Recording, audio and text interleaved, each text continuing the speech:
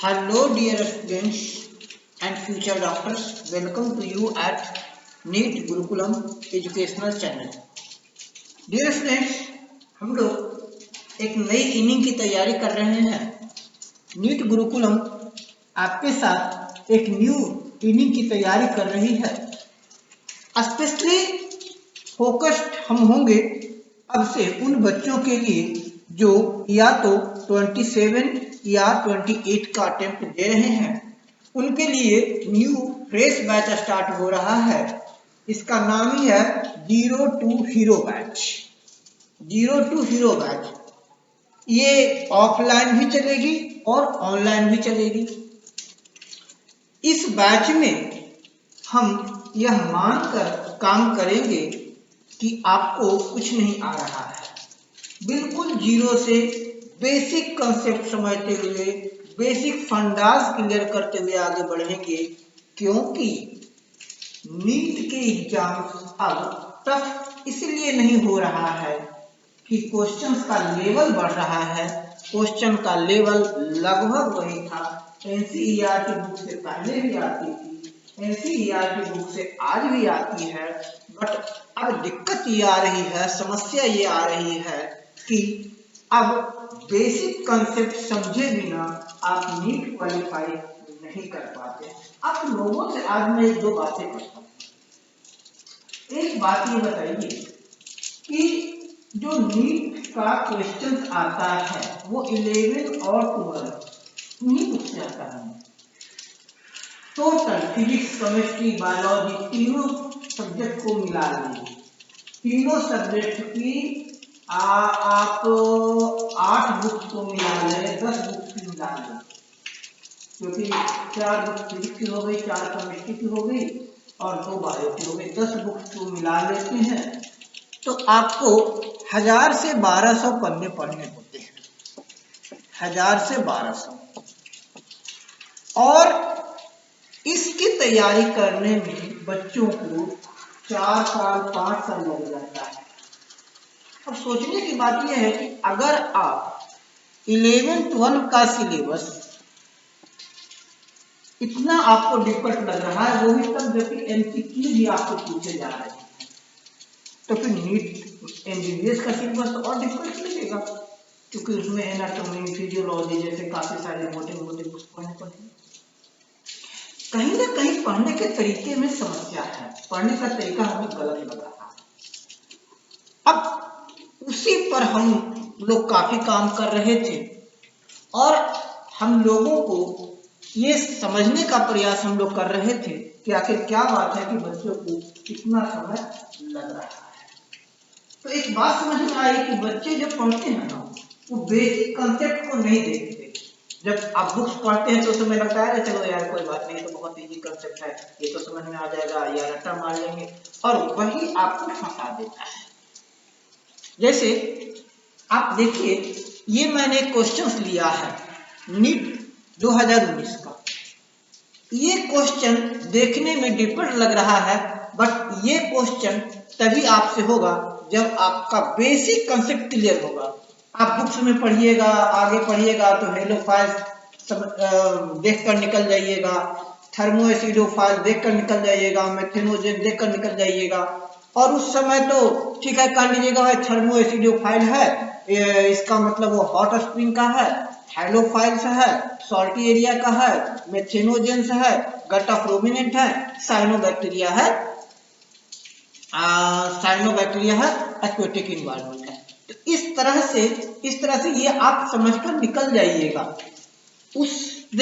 लेकिन सबसे पहले हम लोग जो न्यू इनिंग की स्टार्टिंग करने जा रहे हैं वो इन्हीं सारे कंसेप्ट को लेते हुए किए जा रहे हैं। जैसे मैं इंट्रोडक्शन दे रहा हूँ, देखिए हमारा पहला स्लाइड है, ये हमारा बेसिक आपका कंसेप्ट यहाँ से आपका स्टार्ट हो रहा है। आपका कहीं से भी स्टार्ट होगा तो आपका यहाँ से शुरू हो जाएगा। Biological classification, the civilisation there have been, ये आ रहा है ना, to classify living organism which was state, ये यहाँ से होगा और वहां से निकालते ये समझाते चले जाएंगे prokaryotics, unicellular, animal, multicellular, morphological. तो हम क्या कर रहे हैं, सबसे पहले इन टर्म्स को समझ रहे हैं। इन टर्म्स को समझ, इससे दो बेनिफिट होगा। आप जो तैयारी करेंगे, हम लोग जो तैयारी करेंगे, ये तैयारी हम लोग 3 लेवल पर करेंगे। हम लोग 3 लेवल पर अपनी तैयारी को ले जाएंगे। पहला लेवल 1 होगा। लेवल 1 में हम बेसिक टर्मिनोलॉजीज को समझेंगे।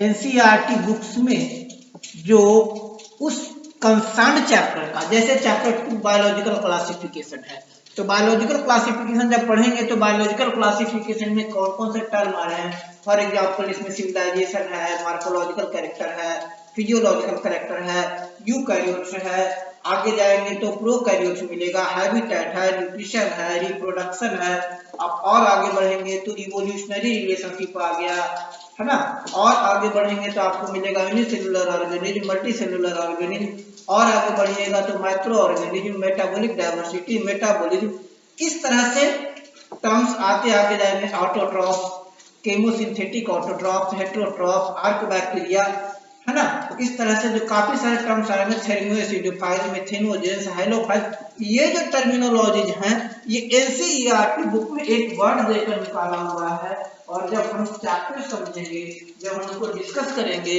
तो इनको 1 बाय 1 सबसे पहले समझेंगे। ये हमारा लेवल 1 में होगा।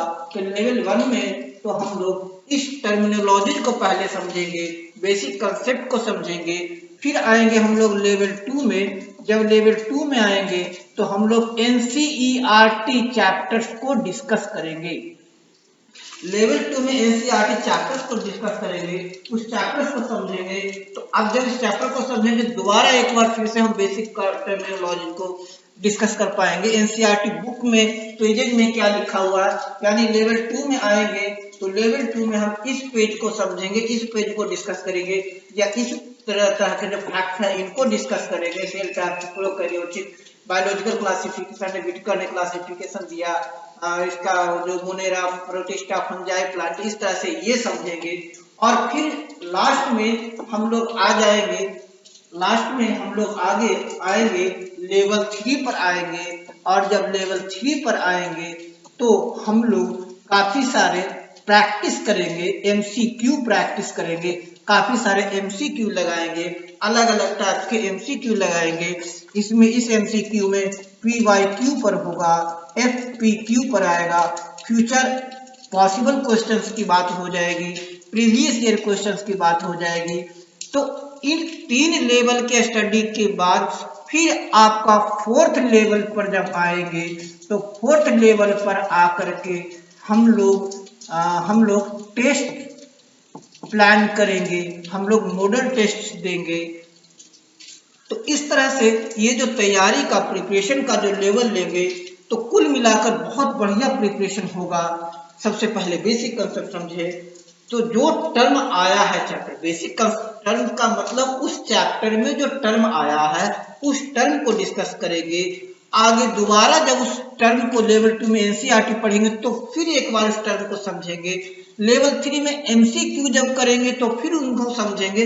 तो कुल मिलाकर जो बेसिक टर्म्स होता है, जो क्वेश्चन जहां फंसा देता है आपको, वो टर्म पहले से क्लियर होगा, और तब आप जब आप एक्चुअल अटेम्प्ट करेंगे तो जो फंसाने वाले टर्म्स होंगे वो पहले ही आपके दिमाग में क्लियर हो जाएंगे, और फिर आप कहीं नहीं फंसेंगे, और कुल मिलाकर आपका सिलेक्शन सुनिश्चित होगा। तो ऑफलाइन और ऑनलाइन में थोड़ी सी ये रहेगी कि ऑफलाइन में जब आप हमारे यहाँ आएंगे इस्लामपुर में, जो कि हमारा भी बैच स्टार्ट होने जा रहा है, तो ऑफलाइन में जब आएंगे तो इनकी काफी सारे टेस्ट करके चलेंगे। ऑनलाइन में तो ठीक है, आप अपने लेवल पर देख लेंगे, आप अपने लेवल पर लिखेंगे, वहां केवल गाइडेंस की कमी हो जाएगी। हमारे यहाँ उसकी प्रॉपर गाइडेंस होगी, हर लेवल का टेस्ट होगा। हम ऑनलाइन में भी देंगे काफी सारे टर्मिनोलॉजी, जैसे 5 टर्म्स या 10 टर्म्स, डेली का हम लोग एक रूटीन बनाएंगे, पहले समझेंगे, फिर आगे चैप्टर्स पढ़ेंगे। चैप्टर पढ़ने के बाद जो इंपॉर्टेंट टर्म्स हमें समझ में आएगा, नीट में क्वेश्चन कहीं पूछा था, जैसे हमने दिखाया ना आपको, ये क्वेश्चन आया है, तो ये क्वेश्चन अगर हमारा टर्मिनोलॉजी क्लियर है तो कुछ भी, कोई भी दिक्कत नहीं है, ये बेसिक टर्म नहीं आ जाएगा। हमको पता है कि मिथेनोजेंस होता है, मिथेन प्रोड्यूसिंग बैक्टीरिया होता है, रुमिनेटिंग ऑर्गेनिज्म, रूमिनेटिंग एनिमल्स में पाया जाता है। इस तरह से हम इसको थर्मो एसिडोफाइल है, जैसा कि नाम है थर्मो, थर्मो का मतलब हीट है, तो हम कह देंगे कि भाई ये तो हॉट स्प्रिंग में पाया जाने वाला है। मिथेनोजेन तो हमको तो गट ऑफ रूमिनेट में पाया जाता है। अच्छा, फिर आ जाएगा हेलोफाइल, हेलोफाइल तो आ जाएगा सैल्टी एरिया में पाया जाता है। फिर साइनोबैक्टीरिया एक्वेटिक इन्वायरमेंट पर, तो ये आराम से 4 नंबर मिल जाएगा। क्यों मिल पाएगा? क्योंकि हम इन टर्म्स को 2 से 3 बार पढ़ेंगे तो वो हमारे दिमाग में क्लियर पता चला जाएगा। तो ये लेवल हमारी अलग तैयारी का, प्रिपरेशन का एक अलग लेवल हम लोग कर रहे हैं, अलग लेवल पर ले जाने का प्रयास कर रहे हैं। और ये 2 महीने 3 महीने में पॉसिबल नहीं है, इसमें काफी सारे टाइम लगेंगे, क्योंकि एक चैप्टर्स को पहले ही प्रैक्टिस सेशन पर आने से पहले ही हमें उस चैप्टर को 2 बार 3 बार पढ़ना पड़ेगा, बार बार पढ़ना पड़ेगा, तब हमें समझ में आएगा कि एनसीईआरटी इस लाइन से ये इम्पोर्टेंट। एक देखिए, मैं तो मानता हूँ कि एनसीईआरटी ब्रह्मा विष्णु महेश है। जो एनसीईआरटी बुक पढ़ लिया उसको कहीं जाने की आवश्यकता नहीं है, वो एनसीईआरटी बुक करे, टेस्ट लगाए, कहीं किसी का मॉड्यूल, किसी का कुछ पढ़ने की आवश्यकता नहीं है। मॉड्यूल्स भी यहीं से बनाते हैं और वो उसको डिफिकल्ट बना देते हैं, जबकि उतना डिफिकल्ट है नहीं और आप मगअप हो जाते हैं। कुछ जो टीचर्स हैं, कुछ मास्टर लोग क्या करते हैं, काफी सारा प्रैक्टिस की एमसीक्यू बनाते चले जाते हैं, एमसीक्यू बनाते चले जाते हैं। आप उस मास्टर के माइंडसेट को पढ़ते हैं, आप नीट के माइंडसेट को नहीं पढ़ते हैं। आपको किसी को माइंडसेट नहीं पढ़ना है, आपको तो अपना फंडा में क्लियर करना है। एक चीज जान लीजिए, सफल वही होता है जो अपने रास्ते पर चलता है, सफल वो नहीं होता जो किसी और के रास्ते पर चलता है। दूसरे के रास्ते पर चलकर आप सफल नहीं हो सकते। कहा गया ना, पुण्य चलने की बटोही बाट की पहचान कर ले, पुस्तकों में है नहीं लिखी गई कोई कहानी। नीट की सफलता कहानी कोई मास्टर नहीं बता सकता। नीट की सफलता कहानी कोई गाइड पढ़कर, कोई मटेरियल पढ़कर और काफी सारे 10,000 20,000 50,000 लाखों एमसीक्यू सॉल्व करने से नीट क्वालिफाई क्रैक नहीं हो सकता। नीट क्रैक तब होगा जब बेसिक कांसेप्ट क्लियर करोगे, जब एनसीईआरटी के हर एक टर्म को समझोगे, एनसीईआरटी की टर्मिनोलॉजी को समझोगे। तो इसके लिए हमारे साथ आइए, जुड़िए और देखिए कि किस तरह से हम लोग तैयारी करते हैं। सो होप आप हमें ज्वाइन करेंगे। Thanks for watching.